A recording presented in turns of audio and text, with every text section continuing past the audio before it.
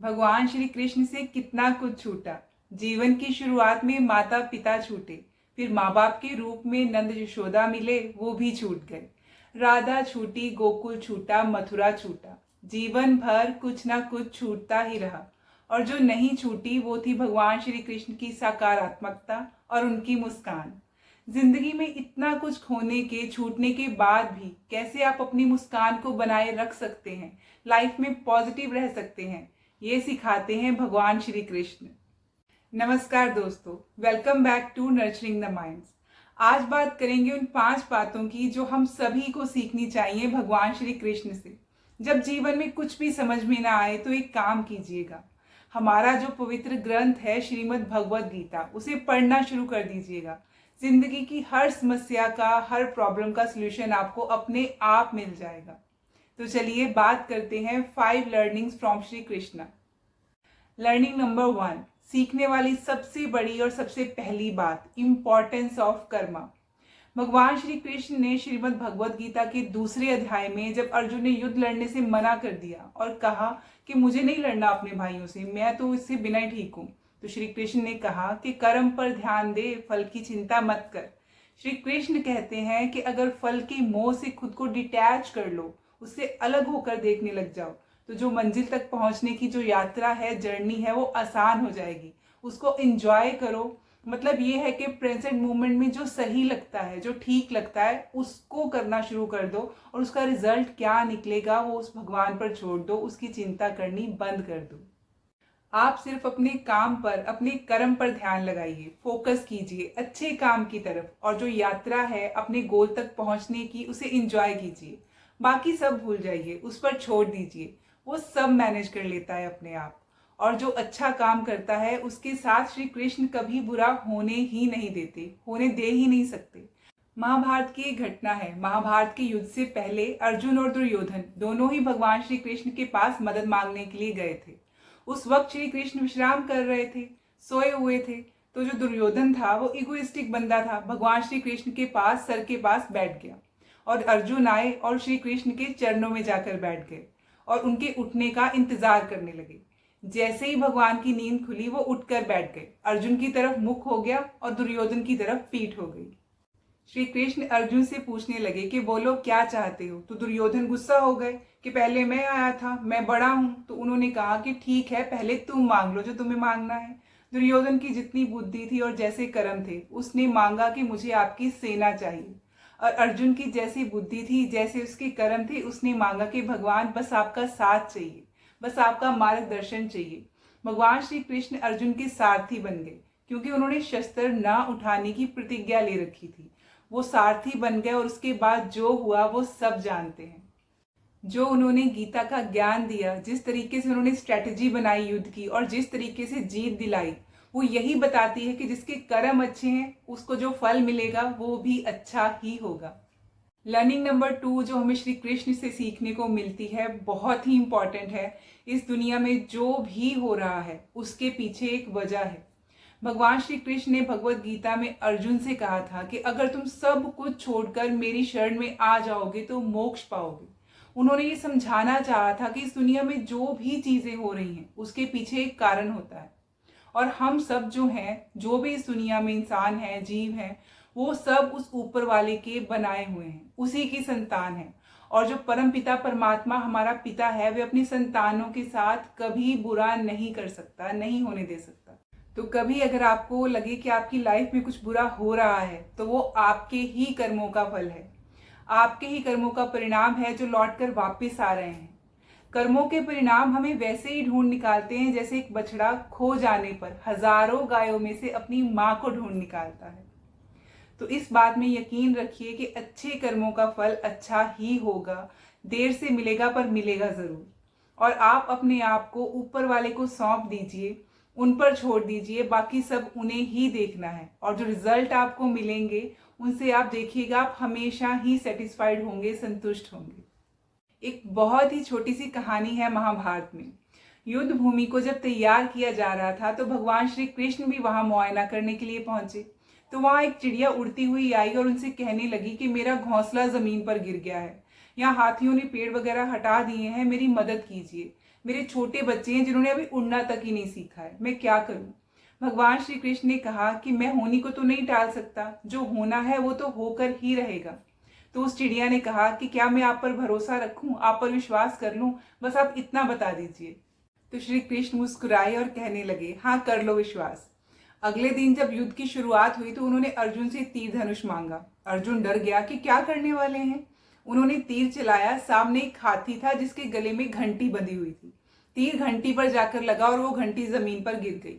अर्जुन हंसने लगा कि आपका निशाना ठीक से नहीं लगा, लाइए मैं लगाता हूँ, अभी हाथी को मार गिराता हूँ। उन्होंने कहा नहीं नहीं, बस काम हो गया है। 18 दिन के बाद, युद्ध खत्म होने के बाद, फिर से युद्ध भूमि को जब साफ किया जा रहा था तो श्री कृष्ण ने अर्जुन से उस घंटी को उठाने को कहा। जैसे ही उसने वो घंटी उठाई, चिड़िया अपने बच्चों के समेत उड़ गई। उस चिड़िया ने सिर्फ विश्वास किया था उस प्रभु पर, और बाकी सब उन्होंने खुद ही देख लिया। लर्निंग नंबर 3 है माइंडफुलनेस, यानी कि सचेतन होना। इसे और समझें तो आज में रहना, आज को लेकर अवेयर रहना, वो चेतना आपके अंदर होनी चाहिए।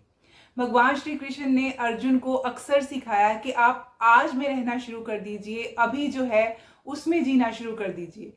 माइंडफुलनेस होनी बहुत ज़रूरी है। ये आपकी मेंटल वेलबींग को इम्प्रूव करती है। वो बात अलग है कि कभी कभी सर्कमस्टांसिस बहुत ही चैलेंजिंग होते हैं। आपकी लाइफ में बहुत कुछ ऐसा हो रहा होता है जिसको लेकर आप डिस्टर्ब्ड होते हैं, आपको लगता है कि पता नहीं क्या होगा।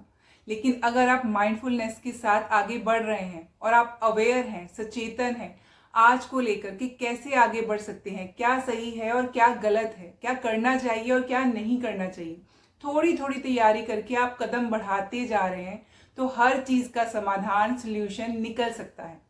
जब आपका दिमाग थोड़ा सा शांत है, आप कूल हैं, काम रहकर चीज़ों को समझने की कोशिश करते हैं, तो मुझे नहीं लगता कि जिंदगी का कोई भी प्रॉब्लम इतनी बड़ी हो सकती है जो आपसे बड़ी हो जाए, आपकी आत्मा से बड़ी हो जाए।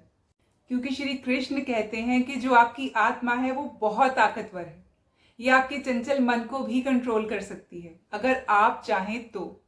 एक छोटी सी महाभारत की घटना है, उससे समझिएगा कि माइंडफुलनेस कितनी जरूरी होती है। भगवान श्री कृष्ण के पास एक बार द्रौपदी आई और कहने लगी कि वहां भीष्म पितामह ने प्रतिज्ञा कर ली है कि मेरे पतियों को मार देंगे। श्री कृष्ण ने कहा घबराओ मत, शांत हो जाओ, बस उनके शिविर में जाओ और वहां जाकर भीष्म पितामह को सिर्फ प्रणाम करना। द्रौपदी गई उनके शिविर में और जो कहा था श्री कृष्ण ने वो ही माना, बिल्कुल वैसे ही किया। वहां जाकर प्रणाम किया भीष्म पितामह को, और द्रौपदी के प्रणाम करते ही उनके मुख से स्वाभाविक ही निकल गया सौभाग्यवती भव। और जैसे ही आशीर्वाद दिया, भीष्म पितामह बोले ये क्या कर दिया मैंने तो अभी अभी प्रतिज्ञा ली है तुम्हारे पतियों को मारने की, और तुमने मुझसे आशीर्वाद ले लिया कि तुम्हारे पति बहुत लंबी उम्र जिएंगे। फिर भीष्म पितामह कहने लगे कि ये जरूर तुमसे काना नहीं करवाया है। भगवान श्री कृष्ण के पास इस दुनिया की हर समस्या का समाधान है।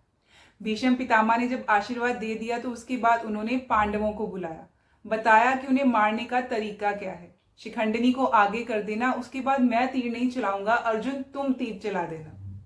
महाभारत की हर घटना से, भगवान श्री कृष्ण से बहुत कुछ सीखा जा सकता है।